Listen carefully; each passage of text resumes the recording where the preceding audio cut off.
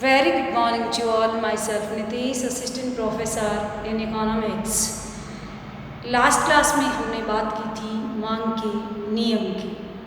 किसी वस्तु की कीमत में परिवर्तन के फलस्वरूप उसकी मांग की मात्रा में जो परिवर्तन आता है उसे हम मांग के नियम से के नाम से जानते हैं। अन्य वाले स्थिर रहने पर किसी वस्तु की कीमत के बढ़ने या घटने पर मांग मात्रा में जो परिवर्तन आता है उसे हम मांग का नियम कहते हैं। आज की क्लास में हम पढ़ेंगे मांग में परिवर्तन और मांग मात्रा में परिवर्तन। पहला, मांग मात्रा में परिवर्तन और दूसरा मांग में परिवर्तन। देखिएगा, दोनों शब्द देखने में बिल्कुल एक जैसे लग रहे हैं, लेकिन बहुत ज़्यादा अंतर इन दोनों के अंदर है। मांग मात्रा में परिवर्तन और मांग में परिवर्तन। मांग मात्रा यानी वस्तु की कीमत में परिवर्तन के फलस्वरूप मांग की मात्रा में जो परिवर्तन आता है, ये घटना एक ही मांग वक्र पर घटित होती है। कीमत के बढ़ने और घटने से मांग की मात्रा का बढ़ना या घटना जो एक ही मांग वक्र पे दिखाया जाता है, जिसे हम मांग का विस्तार और मांग का संकुचन भी कह सकते हैं। दूसरा, मांग में परिवर्तन।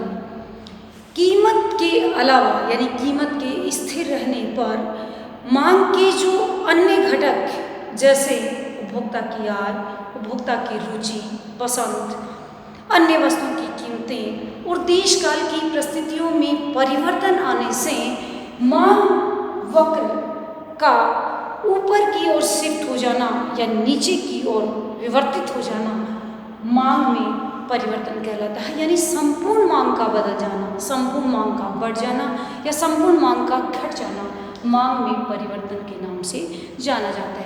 आज की क्लास में डायग्राम के साथ में हम इनकी डिटेल स्टडी करेंगे। सबसे पहले हम बात करते हैं मांग मात्रा में परिवर्तन।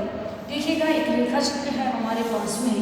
ओ एक्सिस पे हमने मांग मात्रा में परिवर्तन को प्रदर्शित किया है। ओ वाई एक्सिस पे हमने कीमत, वस्तु की कीमत, एक डीडी डिमांड वक्र हमने लिया है। फर्स्ट हम एक कीमत और ये मांग मात्रा, कीमत P0 है और मांग की मात्रा Q0 है। कीमत का गिरना यानी कीमत गिरकर P1 और मांग की मात्रा बढ़कर Q1 हो जाती है। दूसरा, हम एक कल्पना करते हैं कि कीमत और गिरती है और गिरकर P2 और मांग की मात्रा Q2।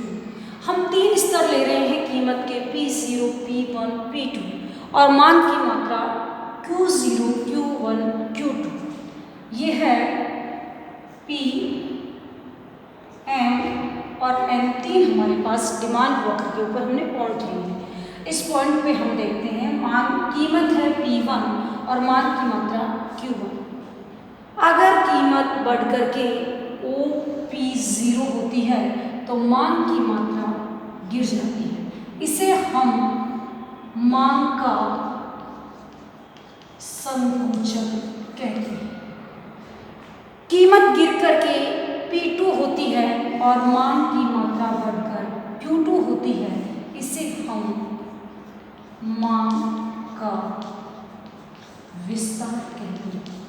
देखिएगा, कीमत के बढ़ने पर मांग का गिरना, कीमत के गिरने पर मांग का बढ़ना, जिसे हम मांग मात्रा में वृद्धि या मांग मात्रा में कमी कह सकते हैं।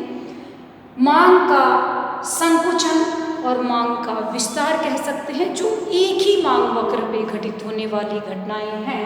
कीमत के बढ़ने पर मांग का गिरना, कीमत के घटने पर मांग मात्रा का बढ़ना यानी मांग का विस्तार, मांग का संकुचन एक ही मांग वक्र पे होता है।